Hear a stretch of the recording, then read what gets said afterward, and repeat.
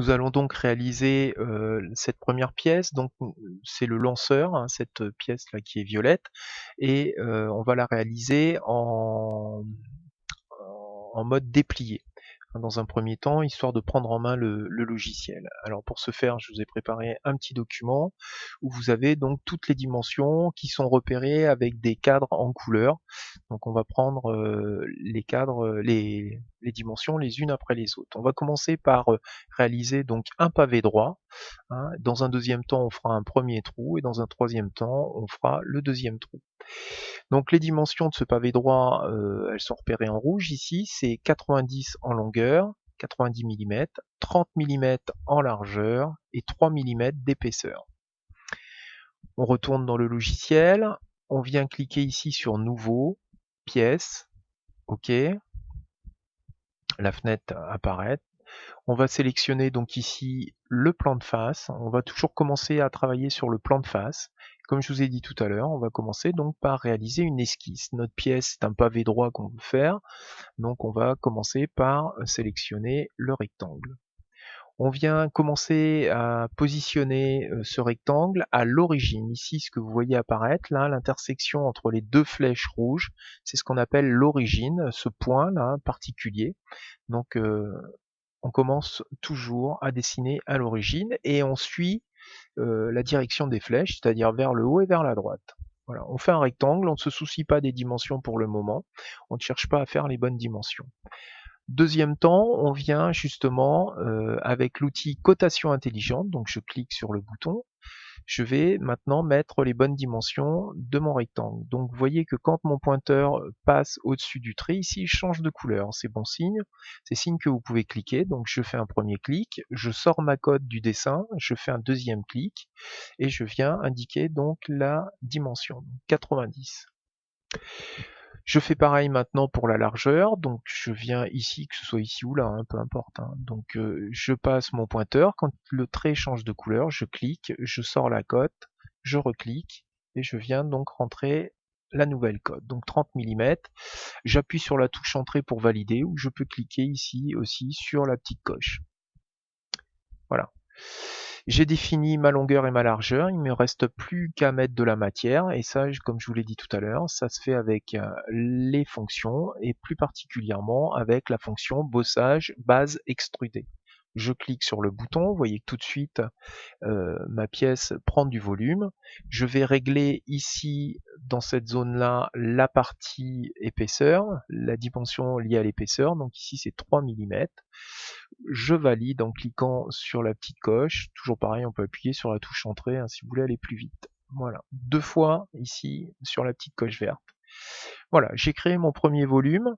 Je vais repositionner maintenant ma pièce pour l'orienter, pour travailler et pour éviter de faire des erreurs. Donc je vais me repositionner en vue de face.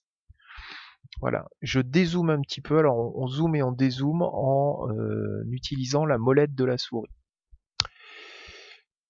Je regarde un petit peu maintenant ce qui m'attend. Donc je vais faire mon premier cercle. Mon cercle, il va avoir un diamètre de 3,2 et il va être positionné à 5 mm du bord de ma pièce des deux côtés. Voilà, donc je reviens sur mon dessin. Je clique sur la face sur laquelle je souhaite dessiner et je vais sélectionner donc maintenant l'outil d'esquisse correspondant. Donc ici c'est un cercle. Je fais mon premier cercle. Je vais maintenant définir ce cercle en utilisant l'outil cotation intelligente. Je clique sur cotation intelligente. Je viens cliquer sur le cercle, hein, comme tout à l'heure. Dès que ça change de couleur, je clique. Et je rentre donc le diamètre de mon cercle, 3,2. Voilà. Je viens maintenant, alors je vais zoomer un petit peu sur cette zone pour que ce soit peut-être plus clair.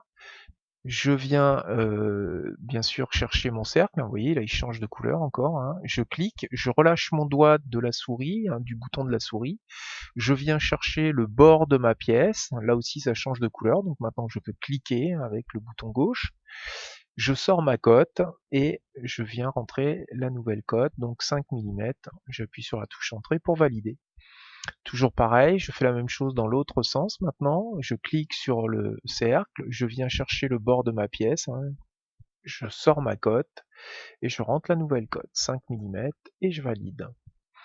On va maintenant appliquer une fonction, hein. On a bien fait les choses, on a défini notre cercle en lui donnant son diamètre, on l'a positionné en lui donnant les deux cotes 5 et 5. Donc maintenant on va appliquer une fonction. Cette fois je ne veux pas ajouter de la matière, mais je veux enlever de la matière dans mon volume. Donc ici je vérifie bien que j'ai bien la même épaisseur que ma pièce, 3 mm. Donc je vais faire un trou à travers ma pièce. Voilà. Je vais faire la même chose maintenant avec le deuxième trou. Vous avez compris que ce sont les mêmes codes puisque c'est une pièce qui est symétrique. Donc 3,2, 5 et 5. Je reviens sur mon dessin. Je clique sur la surface de ma pièce sur laquelle je souhaite faire mon dessin. Je viens chercher ici dans l'onglet esquisse l'outil correspondant. Donc ici ça va être toujours un cercle. Je trace mon cercle, je viens chercher l'outil cotation intelligente, je définis mon cercle, je passe un petit peu plus vite maintenant, hein. Voilà, 3,2. Quand, toujours pareil, hein, quand ça change de couleur, je peux cliquer, ça change de couleur, je peux cliquer, je sors ma cote, 5 mm. Je fais la même chose dans l'autre sens, 5 mm. Voilà, j'applique une fonction et c'est enlèvement de matière. Voilà. Ma pièce est terminée, donc vous l'enregistrerez à l'endroit où je vous ai indiqué ça sur l'activité, avec le nom également que je vous ai indiqué dans l'activité. Voilà, fin du tuto.